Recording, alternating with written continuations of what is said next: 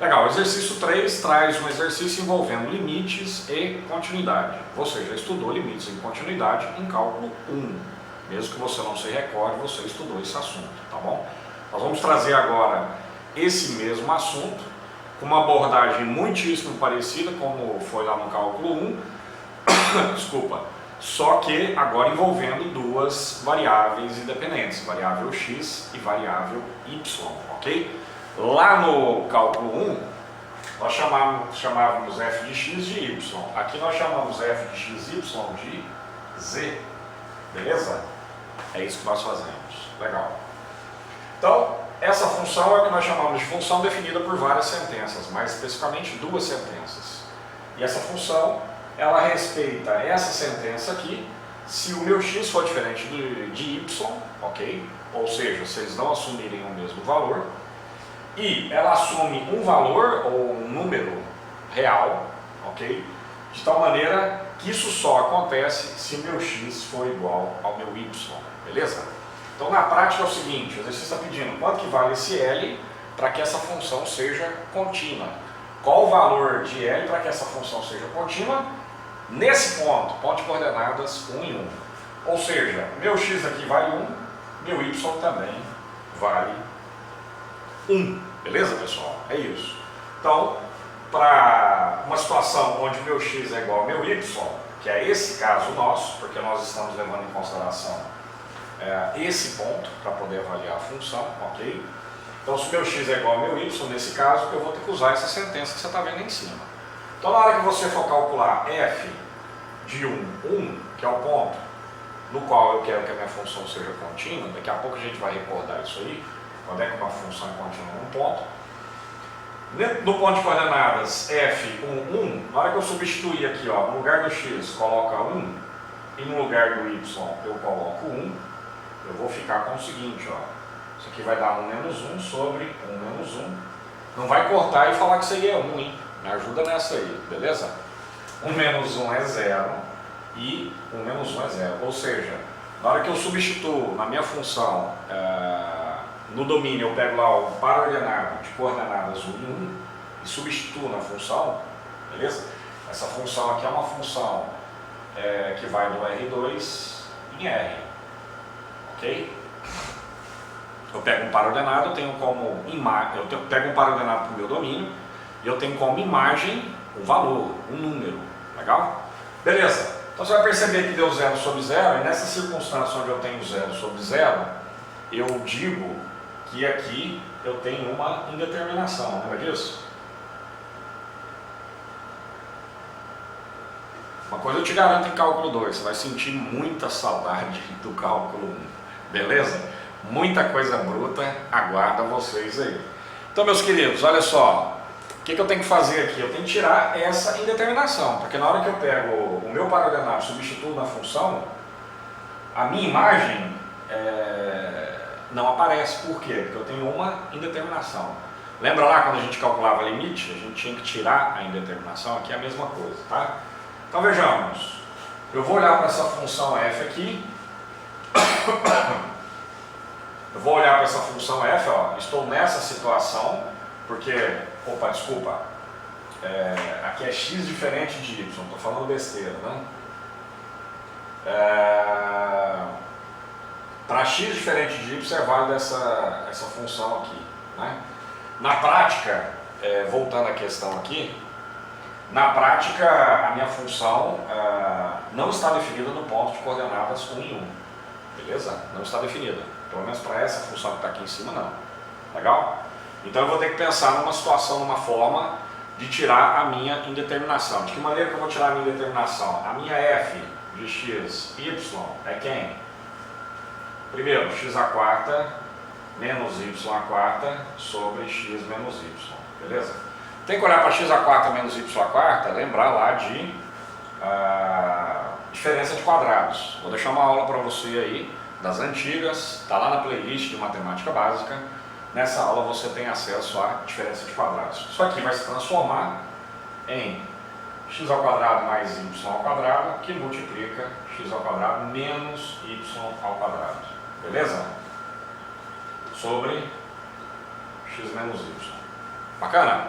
que eu fiz aqui? Ó, A mais B que multiplica A menos B. É quadrado do primeiro menos quadrado do segundo. Deixei a aula para você aí.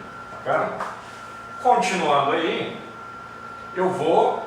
Você vai perceber que na hora que eu substituir um em um aqui, vai continuar a indeterminação. Você ainda não tirou, nós ainda não tiramos a indeterminação. Nosso objetivo é fazer isso. Agora, eu vou olhar para esse cara que você está vendo aqui e de novo aplicar diferença de quadrados. De que maneira? Vamos lá. Primeira fator é x ao quadrado mais y ao quadrado. Legal, continua do jeito que está. Vou olhar para esse cara e vou ver esse cara como a ao quadrado menos b ao quadrado. A ao quadrado menos b ao quadrado é a mais b que multiplica a menos b. Mesma propriedade, diferença de quadrados. Legal? O que eu tenho embaixo? X menos y. Fechou? Fechou. Ó, não tem problema você colocar parênteses aqui não. Você não perde nada colocando parênteses, ok? Simplifica esse cara com esse cara. Fechou? Fechou. Isso vai dar o quê como resultado? X ao quadrado mais y ao quadrado que multiplica x mais y. Não vai me colocar x mais y, x ao cubo mais y ao cubo, não tem nada a ver, ok? Isso aqui, não, essa é a minha função genérica, legal. Apenas dei uma transformada nela e tirei a indeterminação. Vou te mostrar que eu tirei a indeterminação. De que maneira? Vou calcular, vem aqui comigo, eu vou calcular f de 1 e 1 agora, depois que eu tirei a minha indeterminação. Dá uma olhada lá. Legal? Aonde tiver x eu vou colocar 1, aonde tiver y eu vou colocar 1. Então eu vou ficar com o seguinte, ó, 1 ao quadrado mais 1 ao quadrado, que multiplica 1 mais 1. Isso vai dar 1 mais 1, que multiplica 1 mais 1. Ó, esse cara é 2, esse cara é 2. Então o resultado final, f de 1 tem que dar 4. Beleza? Agora, a gente tem que recordar quando é que uma função é contínua.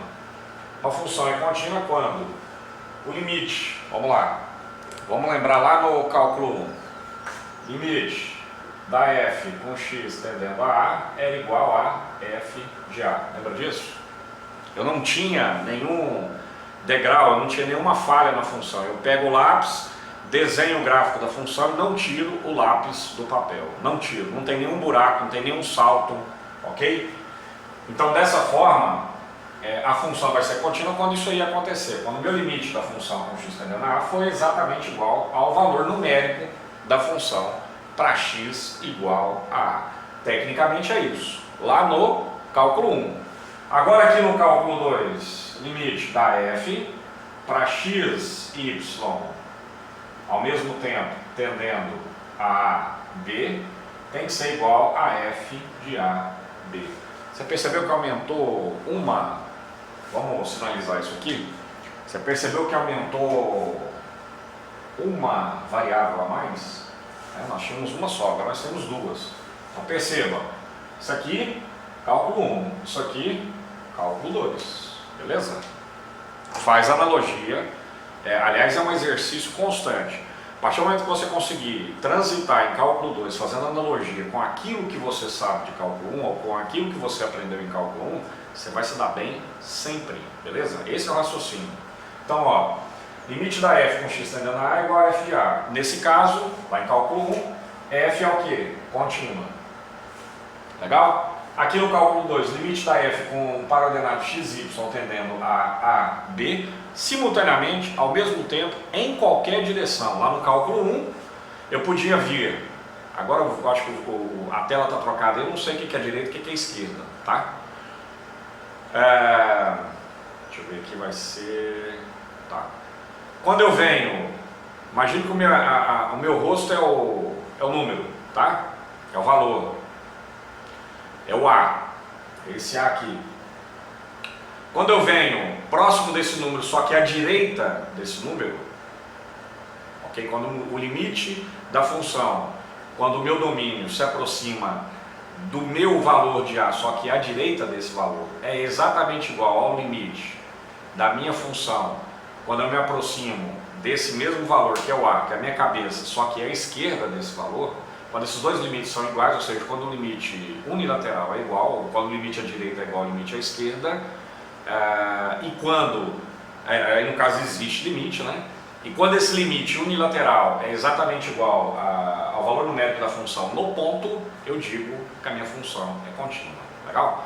Lembra daquela ideia fui desenhar o gráfico da função, não tirei o lápis do papel, então sua função é contínua. Em algum momento eu tirei o lápis do papel, dei um pulo e continuei. Não, aí a sua função não é contínua. Legal? Eu tenho um valor do domínio onde eu tenho uma descontinuidade. Eu tenho que trabalhar isso aí. Essa é a mesma analogia em cálculo 2, só que agora eu não venho pela direita nem pela esquerda, eu venho em qualquer direção que você for imaginar, e eu não venho em cima de um número, eu venho em cima de um par ordenado, em cima de um ponto. Legal? Aqui era em cima de um valor na reta dos reais, que faz parte do meu domínio, ok? Agora eu venho em cima de um ponto, de um par ordenado.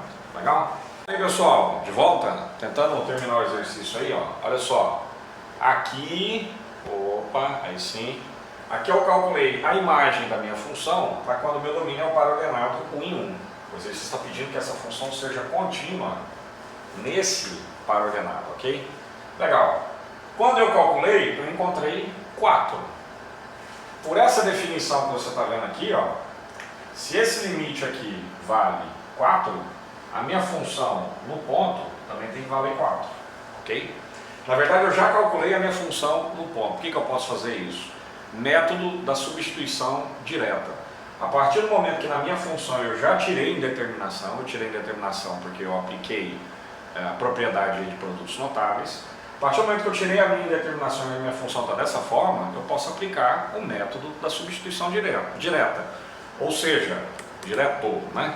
Ou seja, simplesmente pego o meu ponto de coordenadas 1 em 1 e substituo na função. Então, se eu calcular o limite dessa forma, usando o método da substituição direta, eu vou chegar no mesmo valor que eu chegaria pegando esse ponto de coordenadas 1 em 1 e substituindo na minha função. Os valores referentes a x e a y, no caso, os dois são exatamente iguais, ok? Então, para a minha função ser contínua, esse cara tem que ser igual a esse.